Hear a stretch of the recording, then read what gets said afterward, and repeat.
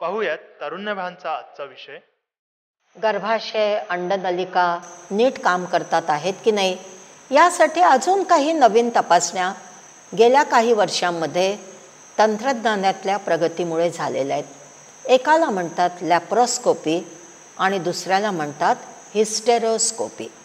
आणि या तपासण्या स्त्रियांसाठी एक वरदान ठरलेलं आहे. हे लॅप्रोस्कोप काय असतं तर फाउंटन पेनच्या जाडीचं एक लांब उपकरण असतं आणि ते पोटामध्ये टोचतात. बेंबीच्या खाली छोटासा छेद देऊन ते पोटामध्ये टोचतात आणि त्याला एक दुर्बीण असते त्याच्या टोकाला आणि त्या दुर्बिणीने गर्भाशय कसा आहे, गर्भाशयाच्या बाजूच्या अंडनलिका आहे ते कसं आहे ते कळतं. म्हणजे ही तपासणी पोटाद्वारे करता येऊ शकते आणि योनीद्वारे सुद्धा गर्भाशय मुखामधून ते आतमध्ये घातलं जाऊ शकतं. आणि मग आतमध्ये ह्या लॅप्रोस्कोपच्या त्या नळीमधून औषध घातलं जातं योनीमार्गे. आणि ते औषध तुम्ही जेव्हा बघता पोटाद्वारे तेव्हा तुमच्या लक्षात येतं की ते औषध अक्षरशः त्या नळीमधून जाताना दिसतं. ते उदरपोकळीमध्ये जात आहे का दिसतं. म्हणजे लॅप्रोस्कोपी दुर्बीण आतून घालायची, वरून पोटातनं दुर्बीण पोटामध्ये घालायची, गर्भाशय बघायचं, अंडनलिका बघायच्या. त्याच वेळेला दुसऱ्या व्यक्तीने खालून योनीमार्गातून गर्भाशय मुखातून ते जे डाय असतं, रंगीत द्रव्य असतं, ते गर्भाशयाच्या आतमध्ये घालायचं. म्हणजे त्या अंडनलिकेतून जाताना त्याचा प्रवाह दिसतो आणि अंडनलिकेच्या तोंडातून बाहेर येताना तो डाय दिसतो. त्यामुळे मग आपल्याला खात्री पटू शकते की हो, ह्या अंडनलिका नॉर्मल आहेत, ह्या नलिका पोकळ आहेत.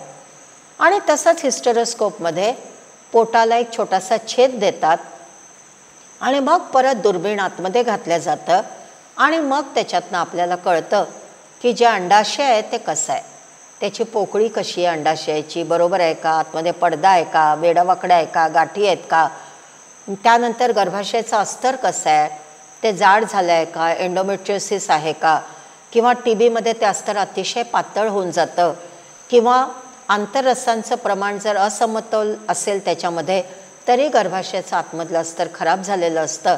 या साऱ्या गोष्टी आपल्याला कळू शकतात. त्यासोबतच ह्या हिस्टेरोस्कोपमुळे ती बीजनलिकेचं मुख जे आहे ते कसं आहे, गर्भाशयातून ते मुख उघडतं बीजनलिकेचं गर्भाशयाच्या पोकळीत, ते कसं आहे ते पण आपल्याला समजू शकतं. आजकाल रंगीत डॉपलरचा वापर करतात आणि या रंगीत डॉपलर नावाच्या यंत्राने सोनोग्राफीसारखं हे तंत्र असतं, त्यामुळे सुद्धा बीजनलिकांच्या पोकळीचा अंदाज येऊ शकतो.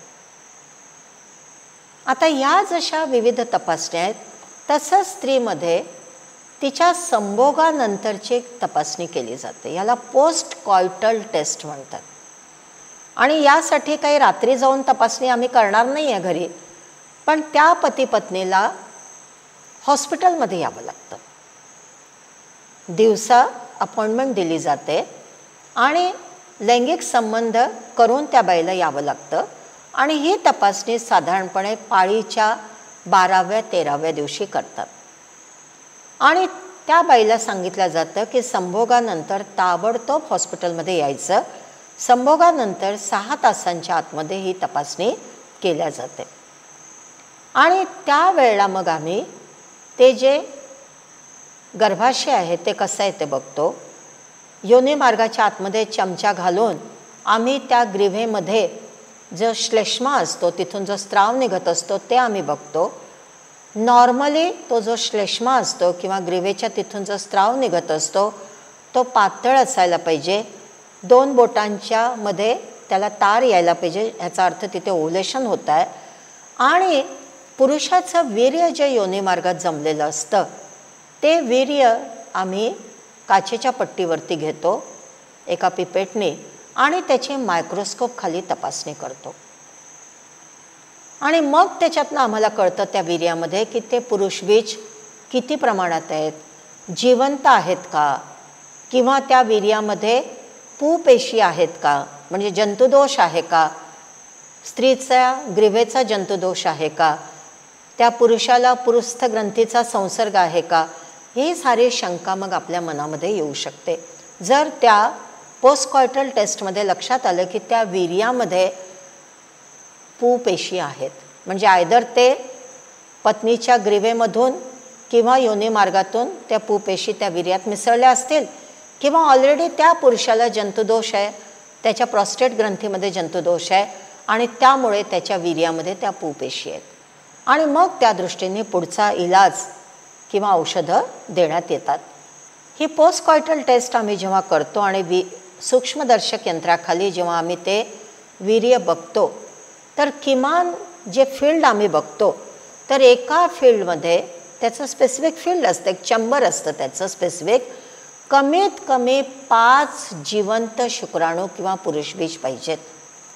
अजिबात जर शुक्राणू दिसत नसेल त्या वीर्यामध्ये, संभोग झालेला आहे पण वीर्यामध्ये जर शुक्राणू दिसत नसतील तर याचा अर्थ एकतर संभोग नीट झालेला नाही आहे किंवा त्या वीर्यामध्ये शुक्राणूच नाही आहेत. म्हणजे संभोगामध्ये काहीतरी दोष आहे, संभोग नीट जमलेला नाही आहे, वीर्य आतमध्ये गळलेलं नाही आहे, म्हणून योनी मार्गातनं जे काही स्त्राव निघतो त्याच्यामध्ये पुरुषबीज दिसत नाही आहेत, किंवा मग त्या पुरुषाच्या वीर्यामध्ये दोष आहे, त्याच्यामध्ये शुक्राणू नाही आहेत.